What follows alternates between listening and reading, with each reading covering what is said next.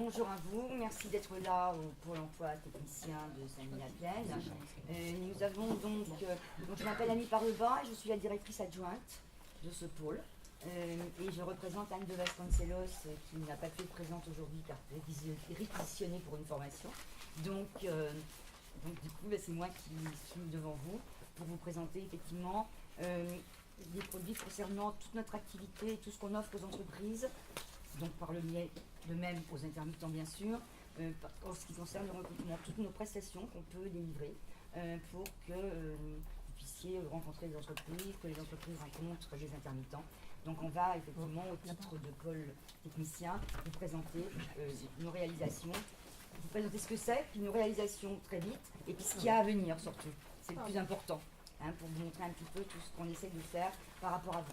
Donc je vais commencer par vous présenter. Donc tout d'abord pour vous situer que nous ne sommes pas seuls, là vous êtes sur l'agence technicien à Saint-Denis. Par contre, dans le cadre de la régionalisation de l'offre de services de spectacle, culture spectacle, on a créé 3 agences en fait. Une agence qui est l'agence artiste, qui est dans Paris dans le 15e, qui ne s'occupe que des intermittents artistes, qui représente à peu près une 60aine de personnes travaillant dans ce pôle. Une agence AVS Indemnisation, donc qui est groupée aussi pour toute l'Île-de-France, et qui est donc aussi dans le 15e. Et puis donc l'agence où vous êtes aujourd'hui, donc l'agence Praniver, c'est 65 personnes qui y travaillent, et l'agence technicien de la Plaine Saint-Denis, nous sommes une 50aine pour travailler. Tu peux y aller.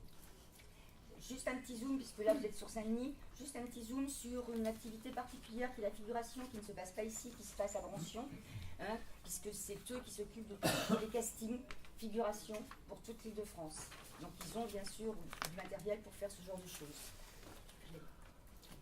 Donc ils ont comme matériel une salle de conférence, des auditoriums, des salles de danse, donc tout est équipé pour pouvoir recevoir tous les castings possibles et imaginables.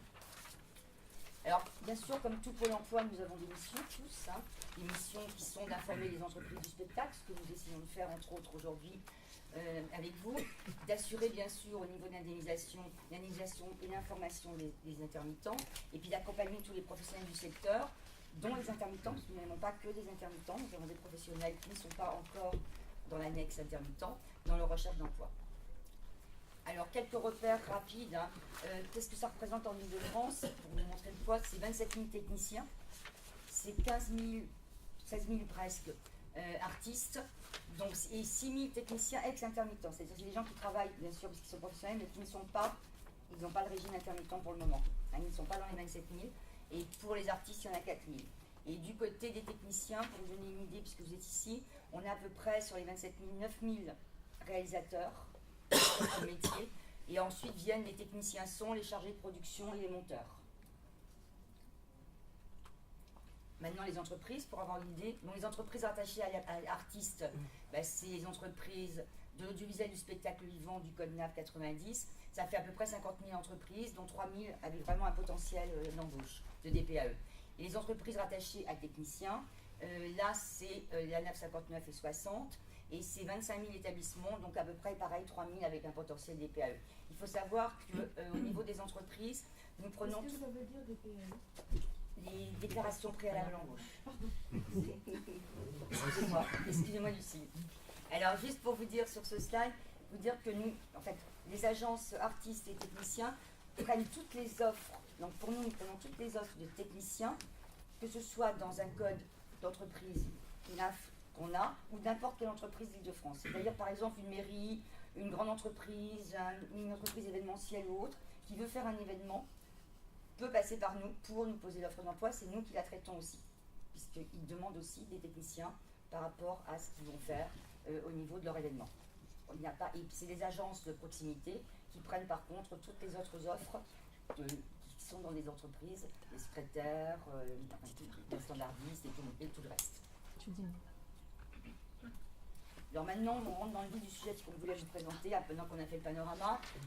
Au fil de l'eau, mes conseillères vont vous présenter plusieurs prestations que nous faisons, le job dating, la foire au CV, à la rencontre les journées thématiques, le workshop comme on pouvait faire aujourd'hui, des masterclass et des séances de pitch. Ils vont les décliner rapidement pour vous dire ce que c'est, vous dire ce qu'on a déjà fait, nos réalisations et surtout ce qu'on va faire, comme je vous l'ai dit tout à l'heure. Maintenant, je vais passer la parole à Armelle. Voilà, bonjour à tous. Alors, qu'est-ce qu'un job dating? Un job dating, vous avez un besoin de recrutement immédiat ou prévisionnel. Donc, par exemple, ça peut être un recrutement à faire dans les 2 semaines ou un prévisionnel dans les 3 à 6 mois. Vous nous envoyez un profil de poste, nous enregistrons une offre d'emploi et nous allons chercher dans notre vivier toutes les personnes qui pourraient correspondre à ce profil. Nous allons fixer avec vous une date de recrutement et nous engageons à présélectionner les candidats pour que vous puissiez les rencontrer avant la sélection finale, pour que vous puissiez, vous, après, faire votre choix dans les personnes que nous aurons sélectionnées. Donc, par exemple, un exemple concret de job dating dans le spectacle vivant, nous avons recruté dernièrement un administrateur pour une compagnie de danse. La personne souhaitait faire des entretiens d'une demi-heure. Nous avons donc fixé 5 rendez-vous dans la matinée et nous l'avons accompagné dans le recrutement pour la conduite, en tout cas pour mener effectivement l'entretien, parce que cette personne avait une difficulté à synthétiser des entretiens qu'elle avait l'habitude de mener sur 2h30. Donc, nous l'avons accompagné aussi dans la conduite des entretiens. Voilà.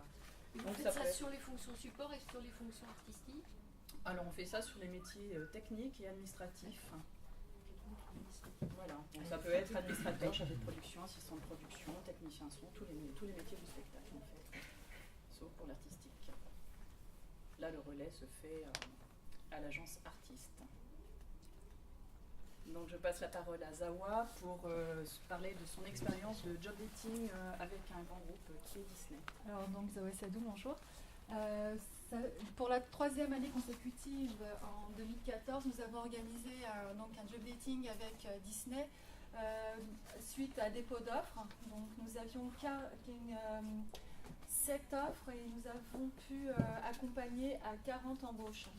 Donc nous avons sélectionné, vérifié les CV et la disponibilité des techniciens et organisé à Brancion dans la grande salle donc à l'auditorium, la première phase de la rencontre, donc avec présentation par Disney et par nous-mêmes des profils et des conditions de travail.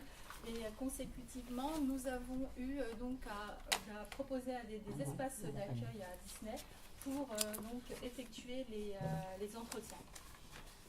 Et normalement, cette année, à nouveau, courant juillet-août, nous réitérons, ils réitèrent en tous les cas leur confiance. Je viens d'avoir un mail pour une prise de rendez-vous pour le 10 mai pour se caler, pour refaire effectivement la même opération. Donc c'était prévu, mais ça démarre.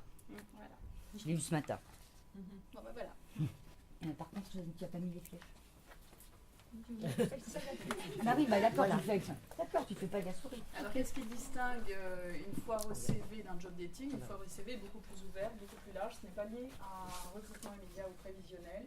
C'est potentiellement, vous auriez peut-être des besoins dans 6 mois, 1 an, mais vous ne savez pas encore, de techniciens sur tel événement, sur tel festival, peut-être dans 1 an et demi, mais vous souhaiteriez avoir enrichir votre vivier et rencontrer de nouveaux intermittents, de nouveaux professionnels du spectacle. Une foire au CV, c'est comme sur un salon, sauf qu'effectivement, dans le cadre de Pôle emploi, ça va être plus cadré pour sécurité. Donc, par exemple, un exemple concret, on a organisé une foire au CV avec un groupe qui souhaitait des entretiens de 5-10 minutes, et on a dû caler une dizaine de candidats par heure. Voilà.